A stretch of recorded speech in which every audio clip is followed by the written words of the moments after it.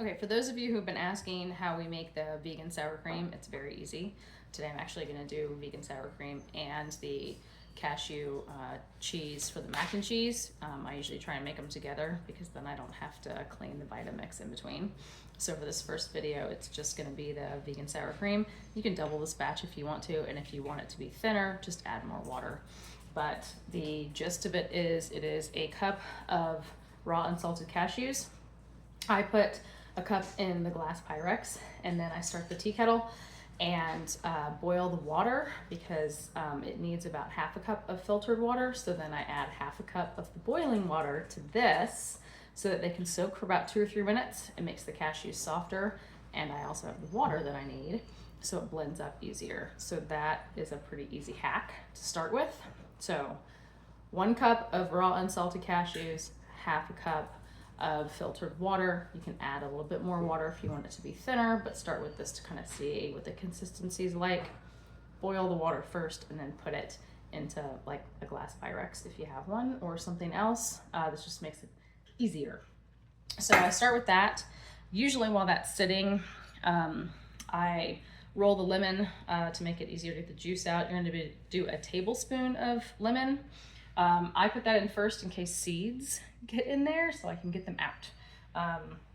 And that way there's nothing else contaminating what's in the Vitamix. So just gonna squeeze out a tablespoon.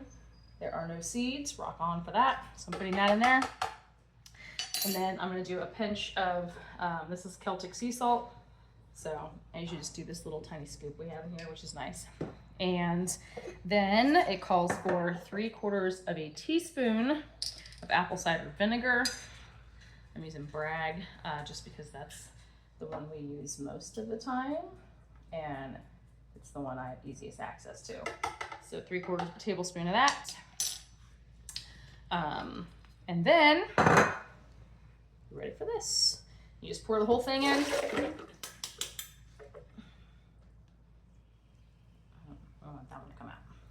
I don't want to leave any cashews in there. No cashew left behind. Put it in there, and then you're just going to turn the Vitamix on, or blender. If you have a regular blender, that works too.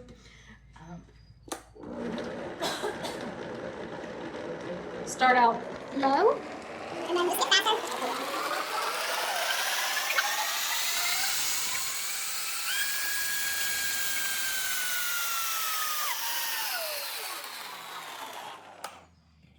And when it's done, it should have more of a whiter color to it. And it is this consistency, which is smooth, which is what you want. And then we have a bunch of these that we got from the restaurant supply store. I think you can probably buy them from Amazon or online as well. I like the ones with the larger opening because then I can pour it directly in and I don't have to use a funnel. Some of the other ones we have the smaller opening and I have to use a funnel. So that's one more thing I have to wash, and I don't want to do that. So I'm going to pour it in here, and then I'm going to label it with the date and let it cool, and then I'll put it in the fridge. And that is cashew sour cream.